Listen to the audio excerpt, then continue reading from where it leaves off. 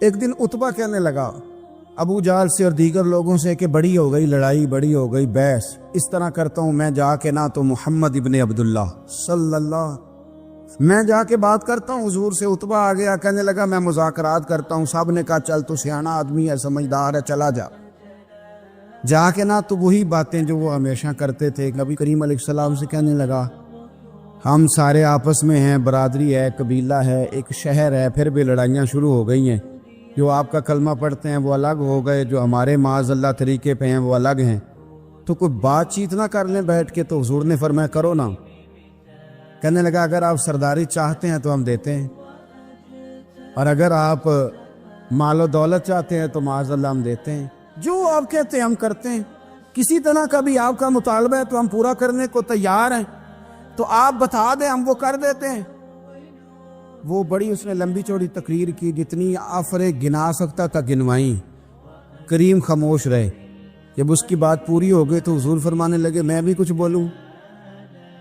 کہنے لگا بولنے۔ میرے نبی پاک نے قرآن پاک پڑھنا شروع کر دیا، چند آیتیں پڑھی، کھڑا تھا بیٹھ گیا، پھر اٹھ پڑا، کبھی ادھر جاتا ہے کبھی ادھر آتا ہے۔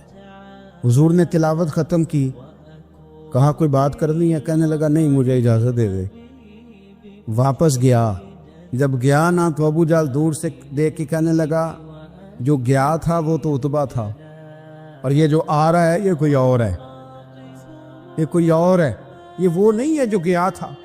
واپس آیا تو کہا کیا طے ہوا؟ کہنے لگا یار طے کیا کرنا ہے، میں نے شاعر بھی دیکھے، کاہن بھی دیکھے، جادوگر بھی دیکھے، میں نے زمانہ گھوما ہے، پر جو قرآن وہ پڑھتے ہیں وہ بندے کا کلام نہیں، وہ رب کریم کا ہی کلام ہے، وہ اللہ کا کلام ہے۔ تم نہیں مقابلہ کر سکتے، تم باز آ جاؤ، وہ تمہارے بس کی بات نہیں۔ تیرے آگے ہیں یوں دبے لچے فصحا عرب کے بڑے بڑے، کوئی جان منہ میں زبان نہیں بلکہ جسم میں جان نہیں، اور کروں تیرے نام پہ جان فدا، نہ بس ایک جان دو جہاں فدا، میرا دو جہاں سے بھی نہیں جی بھرا، میں کروں کیا کروڑوں جہاں نہیں۔ طفیل بن عمر دوسی مکہ شریف آئے تجارت کے لیے، پہلے بھی آیا کرتے تھے، کہتے ہیں میں بہترین شاعر تھا، مکے آیا سامان بیچتا تھا، کچھ خرید کے لے جاتا تھا۔ ابو جہل مجھے کہنے لگا تو ہمارا دوست ہے، پرانا سجن ہے، تیرا آنا جانا ہے، اور تجھے یہاں اس شہر میں چونکہ تو ہمارا مہمان ہے تو ہر بات سے آگاہ کرنا ہمارا ذمہ داری ہے۔ یہاں ایک شخص ہے محمد ابن عبداللہ، محمد ابن عبداللہ صلی اللہ تعالی علیہ وسلم اعلان نبوت کرتے ہیں، اور معاذ اللہ شاعر ہیں، جادوگر ہیں، ان کی تو نے بات نہیں سننی۔ کہتا میں نے کہا مجھے کیا ضرورت ہے، میں نے چند ہفتے ٹھہرنا ہے، مال بیچنا ہے، کچھ خریدنا، چلے جانا ہے، مجھے کیا ضرورت ہے؟ کہا اچھا میں نہیں سنوں گا بات۔ کہتا مجھے نظر آئے کئی دفعہ حضور، اور جہاں حضور ہوتے تھے میں قریب ہی نہیں جاتا تھا۔ کہتے ہیں ایک دن نا حرم شریف میں سادے سے کپڑے اور پاؤں میں سونے جوتے اور سر پہ یوں امامہ کے جیسے فرشتے بھی جھک جھک کے زیارت کرتے ہیں۔ کہتے ہیں کہ نور بھرے کیفیات حضور تشریف لائے، اور تشریف لا کے رسول کائنات علیہ السلام حرم کعبہ کے ساتھ ٹیک لگا کے بیٹھ گئے، سر سے لے کر پاؤں تک تنویر ہی تنویر ہے۔ حضور تشریف فرما ہوئے، قرآن پاک پڑھنے لگے۔ میں جب حضور کے قریب سے گزرتا تھا تو کانوں میں روئی دے کے گزرتا تھا، پر طفیل کہتے ہیں آج نہ تھوڑی سی آواز میرے کانوں میں گئی، قرآن پڑھا محبوب نے۔ اور ویسے بھی کیا کمال ہوگا جب یاسین والے نبی خود یاسین پڑھتے ہوں، جب طٰہٰ والے نبی اپنی زبان سے طٰہٰ کی تلاوت کرتے، وَالضُّحَىٰ وَاللَّيْلِ اِذَا سَجَىٰ جن کے بارے میں آیا جب وہ تلاوت کرتے ہو، الم نشرح لک صدرک جن کے سینے کی تعریف اللہ نے کی، جب وہ ان آیتوں کی تلاوت کرتے ہوں گے تو کیا شان ہوگی۔ جن کو رب کہے وَلَسَوْفَ يُؤْتِيكَ رَبُّكَ فَتَرْضَىٰ، حبیب تجھے اتنا دوں گا کہ تو راضی ہو جائے گا۔ تو جب حضور خود یہ آیتیں پڑھتے ہوں گے تو انداز کیا ہوتا ہوگا۔ کہتے ہیں وہ تھوڑی آیتیں سنی، پر قربان جائیں میرا تو کوئی دل ہی بدل گیا۔ میں بڑا بہترین شاعر تھا، لفظوں کے تراشے مجھے خوب آتے تھے، الفاظ کے بام و در سے میں آگاہ تھا، اچھا ادب میں جانتا تھا، پر میں نے کہا یہ کلام، یہ انداز، لو انزلنا هذا القرآن على جبل لرأيته خاشعا متصدعا من خشیۃ اللہ، یہ انداز پتھروں پہاڑوں پہ جائے تو وہ ریزہ ریزہ ہو جائیں. کہتے ہیں تھوڑا سا پڑا قریب نے اور پھر نظریں جھکائے ہوئے. حضور اپنے گھر گئے، سرکار چلے تو میں پیچھے پیچھے. حضور گھر میں چلے گئے تو میں نے دروازے پہ دستک دی، باہر آئے، سلام لی. میں نے کہا محبوبہ وہ جو آپ پڑھ رہے تھے تھوڑا اور نہیں سنا دیتے، تھوڑا اور نہیں تلاوت کر دیتے؟ کہتے ہیں رسول پاک نے نا پھر قرآن پڑھنا شروع کیا. میں کبھی بیٹھتا تھا کبھی اٹھتا تھا. جب حضور نے تلاوت مکمل کی تو میں نے آگے بڑھ کے ید اللہ والا ہاتھ تھاما اور دست مبارک پکڑ کے کہا سونیا یہ مجھے کہتے تھے نہ سننا، میں نے زمانہ دیکھا ہے، میں کوئی عام آدمی نہیں، میں سردار ہوں، میں نے دنیا دیکھی ہے. مجھے قسم ہے جو آپ کی زبان سے نکل رہا ہے وہ بشر کا کلام نہیں. آپ مجھے کلمہ پڑھائے میں مسلمان ہونا چاہ کر. بڑے بڑے کفل ٹوٹے. حضرت عمر بھی آئے تو آئے قرآن کی تاثیر کی برکت سے. حضرت صدیق اکبر نہ اپنے گھر کے سین میں بیٹھ کے قرآن پاک پڑھتے تھے تو رویا کرتے تھے، روتے تھے. مکے کے کچھ سردار کٹھے ہو کے نبی کریم کی بارگاہ میں گئے، کہنے لگے ایک تو صدیق اکبر کو منع کرے کہ قرآن اونچا نہ پڑھا کرے، اور اگر اونچا پڑھنا ہے تو پھر ان سے کہیں پڑھ کے رویا نہ کرے.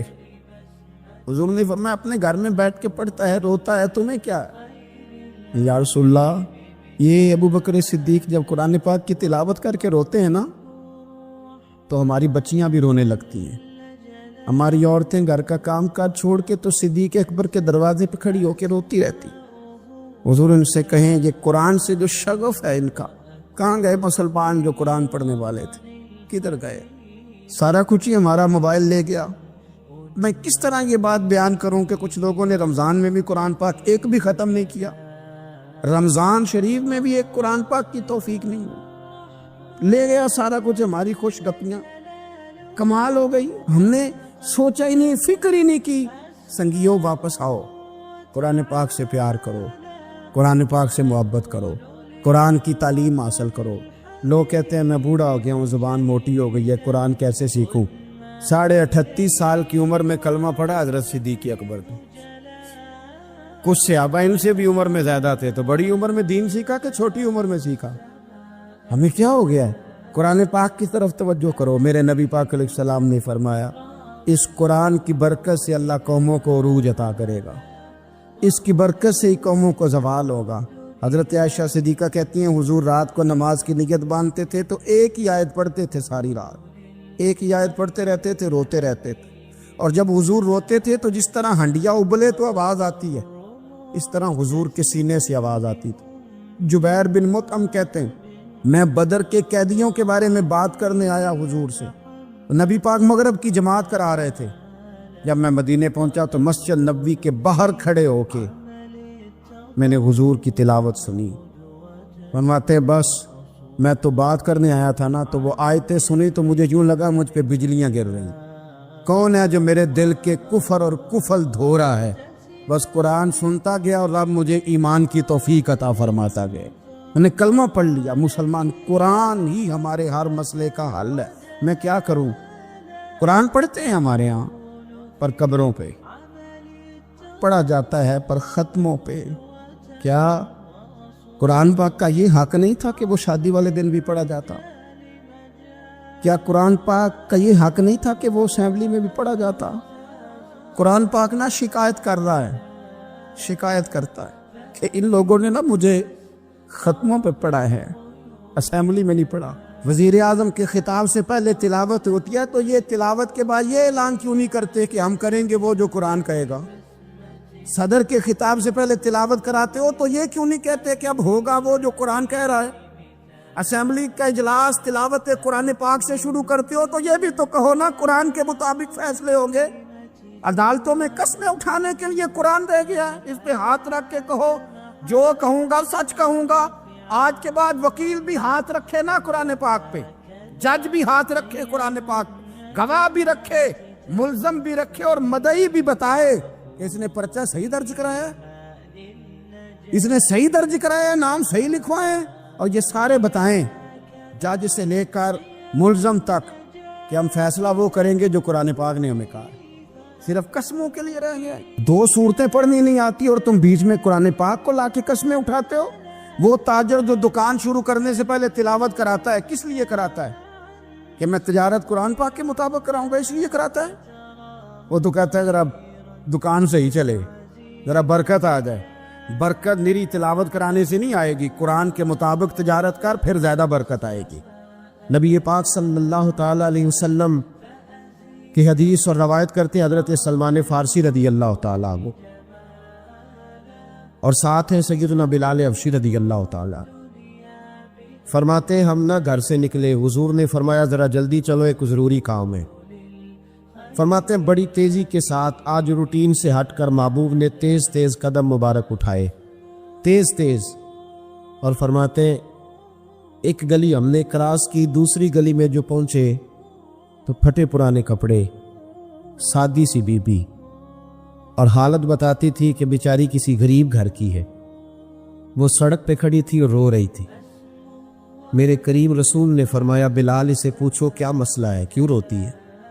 تو حضرت سلمان عرض کرتے ہیں میں نے کہا حضور میں پوچھ لیتا ہوں، آپ جائیے، کام بڑا ضروری ہے جو نکلیں، میں معلومات کرتا ہوں۔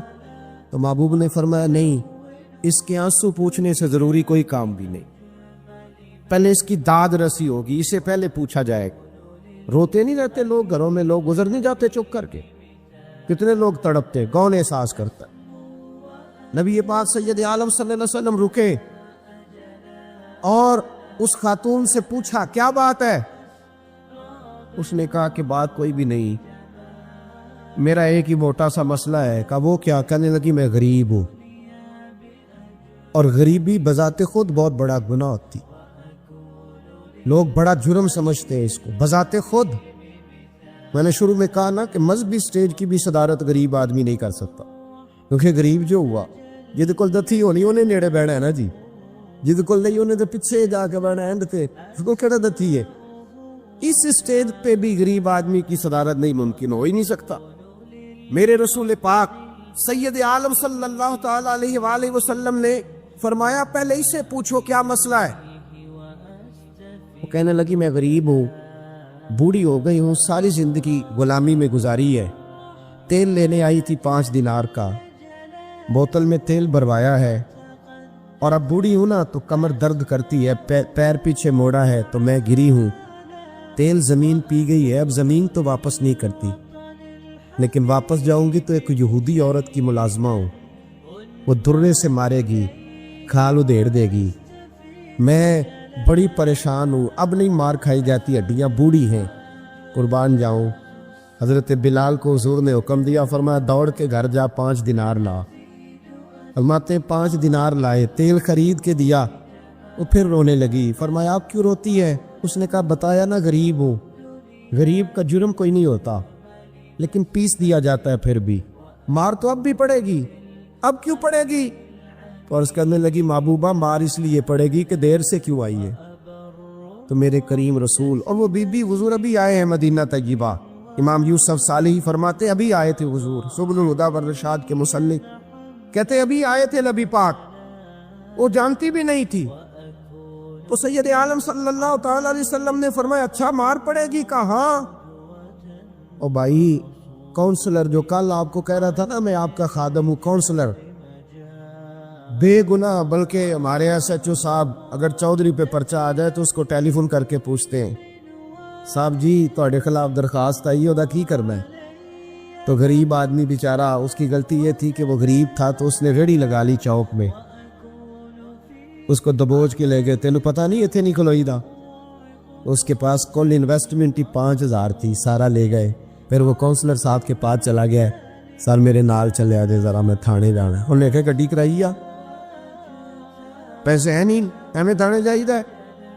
اب وہ گاڑی لایا ہے، پتہ نہیں کہاں سے لایا ہے، تھانے پہنچا ہے، اور یہ ہے ہمارا حال کہ وہ SHO بھی بیٹھا ہے کرسی پہ اور کونسلر بھی کرسی پہ بیٹھا ہے، اور وہ غریب پیروں میں بیٹھا ہے اور ہاتھ باندھ کے کہہ رہا میری ریڑھی دے چھڈو، میریاں 4 دھیاں نے تو میں شامی کھانا کھانا۔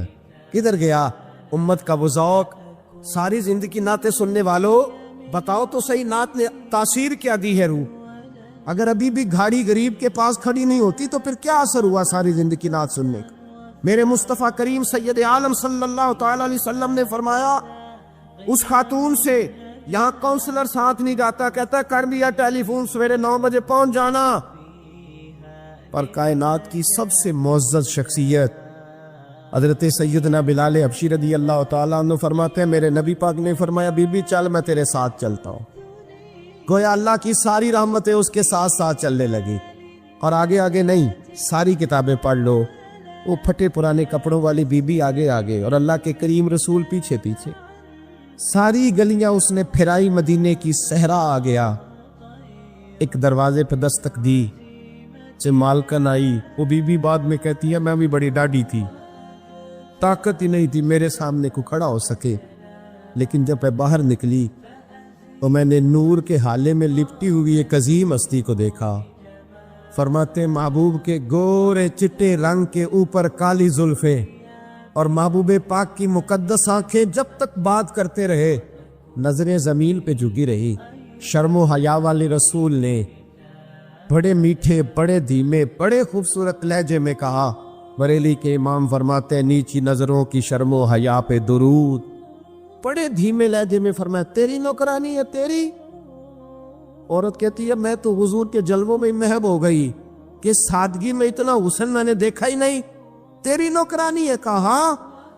میرے محبوب نے فرمایا بیچاری کی غلطی کوئی نہیں، اسے ماردہ نا، اس سے تیل گر گیا تھا، نیا خریدتے دیر ہو گئی، رو رہی تھی تو میں سفارش کرنے آیا ہوں۔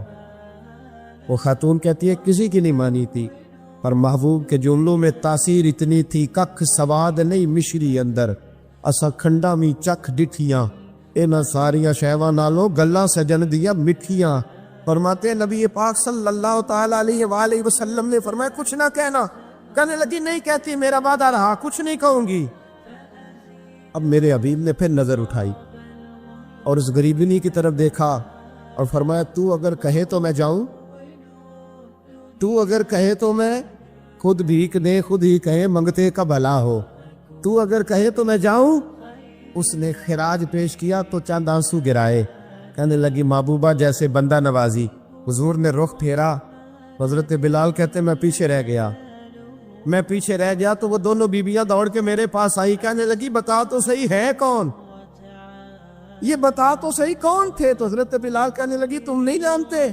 جناب بلال فرمانے لگے یہی تو ہیں جنہیں اللہ نے سچا رسول بنا کے بھیجا ہے۔ بیبیاں دوڑ کے آئی، کہنے لگی محبوبہ دروازے تک آئے ہو تو خالی تو نہ لوٹاؤ، مہربانی فرماؤ ہمیں بھی کلمہ پڑھا دو۔ ایک واقعہ سناتا ہوں خواجہ معین الدین اجمیری کا۔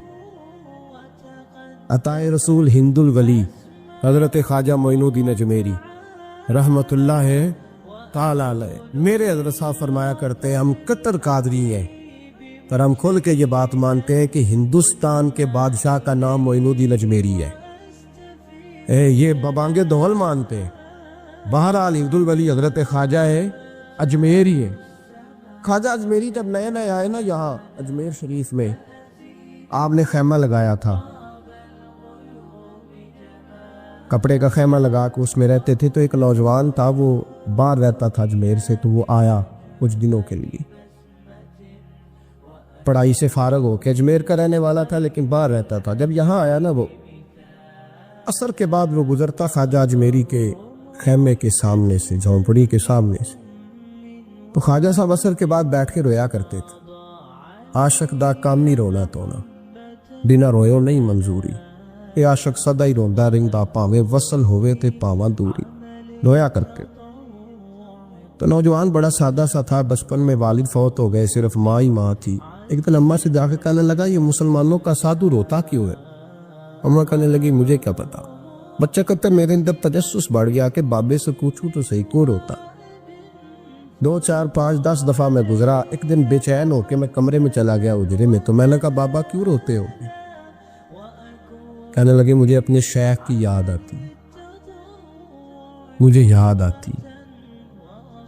تو وہ بچہ کہتا مجھے اس وقت تک پتہ نہیں تھا کہ محبت میں بھی رویا جاتا ہے، میں سمجھتا تھا رونا صرف دکھوں میں آتا ہے، شیخ کی یاد آتی۔ حضرت عائشہ صدیقہ رضی اللہ تعالیٰ عنہ فرماتی ہے جس دن نبی پاک صلی اللہ علیہ وسلم رات کے وقت ہمارے گھر آئے نا، اور حضور نے فرمایا ابو بکر چل تو نے میرے ساتھ مدینے جانا ہے، تو میں نے جناب صدیق اکبر کو روتے دیکھا، تب مجھے پتہ چلا کہ محبت میں بھی بڑا رونا آتا ہے، محبت میں بھی رویا جاتا ہے۔ فرماتے خواجہ اجمیر تو وہ نوجوان کہنے لگا بابا پیار میں بھی رویا جاتا ہے؟ کہا ہاں، کہنے لگا میں نے بھی رونا ہے۔ تو آپ فرمانے لگے دو شرطیں ہیں کہ کلمہ پڑھ جا، دوسرا میرا مرید ہو جا، آ جائے گا رونا۔ کہتے بلوش ہی لگ گئی، کبھی آنسو دیکھے ہی نہیں تھے۔ حضرت اجمیری کہتے ہیں اس طرح کر لے۔ کہنے لگا جی میں اپنی اماں سے پوچھ لوں۔ اماں کے پاس گیا تو اماں کہنے لگی بیٹے میں تجھے جانتی ہوں، تیرے دل میں جو بات بچپن سے آ جاتی ہے نا پھر وہ نکلتی کوئی نہیں، تو اس طرح کر لے جس طرح بابا کہتا ہے، اس لیے کہ تو نے پیچھے تو ہٹنا نہیں۔ جا کے مرید ہو گیا، کلمہ پڑھ گیا۔ اب بابا جی کہتے ناشتہ بھی میرے ساتھ کرنا ہے، شام کا کھانا بھی، اور فجر کی سیر میں بھی تو ساتھ جائے گا۔ پریت ہو گئی، پیار بڑھ گیا، پر کٹ گئے، زندگی بابے سے وابستہ ہو گئی۔ اب چند مہینے جب گزر گئے نا پوری لو لگ گئی، تو بابا جی کہنے لگے بیٹے تیری 3 چھٹیاں ہیں، 3 دن تو نے مجھے ملنے نہیں آنا۔ بالکل 3 دن کے بعد آنا۔ اس نے کہا مسئلہ ہی کوئی نہیں، پرواہ ہی نہیں تھی نا، پتہ ہی نہیں تھا۔ تو وہ چلا گیا گھر، صبح سے شام تک رہا۔ شام کو اماں نے روٹی دی تو 3 روٹیاں کھایا کرتا تھا، اب ایک لقمہ بھی نہ توڑا جائے۔ اماں کہتی بیٹے خیر ہے؟ کہ اماں جی پتہ کوئی نہیں، کو اندر کمی ہے کسی چیز کی، کوئی خبر نہیں، پتہ کھلا۔ خواجہ صاحب رحمۃ اللہ تعالیٰ علیہ کا وہ مرید اماں بار بار پوچھتی لیکن کوئی بات ہو تو بتائے نا، کچھ نہیں اماں کوئی نہیں۔ بڑی مشکل سے شام ہوئی، شفق غائب ہوئی، اندھیرا جو چھایا، ساری دنیا بستر پہ لیٹ گئی، تو اس نے اٹھ کے چھت پہ گھومنا شروع کر دیا۔ بچہ نہ سوئے تو اماں کیسے سوئے؟ اماں بھی چھت پہ آئی، کہا بیٹے کیا بات ہے؟ کہ اماں پتہ کوئی نہیں، کوئی میری نیند اڑا کے لے گیا ہے۔ بیٹے تو نے روٹی بھی نہیں کھائی؟ کہ اماں کوئی نہیں پتہ، کوئی پتہ نہیں۔ جب 12 بجے کے بعد کا وقت آیا تو پھر ہلکے ہلکے آنسو نکلے، اور جب سحری چمکی تو دھاڑے مار کے رویا۔ بیٹے کیا ہوا؟ کہا اماں میں نے بابا جی کے پاس جانا ہے، اسے کہہ مہربانی کرے، میں نہیں، یہ جدائی میرے بس کا روگ نہیں، اب نہیں، میں نہیں رہ سکتا۔ فجر کی نماز پڑھ کے تو اماں گئی، کہنے لگی مہربانی کر اسے بلا۔ تو بابا جی کہنے لگے اسے کہہ ابھی تو 1 دن گزرا ہے، ابھی تو وقت بڑا پیچھے ہے، ابھی ٹائم ہے۔ بس اگلے دن کی جو شام ہوئی تو ماں کے قدموں میں گر گیا، کہنے لگا خدا کا واسطہ اسے کہو میرا نہیں گزارا ہوتا، اب نہیں، آبادی ہو گیا ہو، اب اگر اس کی دید کا لشا نہ ملا تو مر جاؤ۔ حضرت اجمیری رحمت اللہ علیہ کے پاس اماں روتی ہوئی آئی، کہنے لگی بابا مجھے نہیں پتا تیرا اس کا رشتہ کیا ہے، میں تو ماں ہوں۔ اس کے آنسو گرتے ہیں تو میرا کلیجہ پھٹتا ہے، وہ جب روتا ہے تو میری جان نکلتی ہے، مہربانی کر اسے دید کا نشہ دے، میرا بیٹا ہے، بلکتا ہے، دیکھا نہیں جاتا۔ جب یہ لفظ کہے تو آپ فرمانے لگے ماں تو اویس کرنی کی ہو تو میرے رسول دیدار منع کر دیتے ہیں، تو ماں بن کے آئی ہے تو تجھے کیسے روک دوں؟ فرمایا جا اسے کہہ آ جائے۔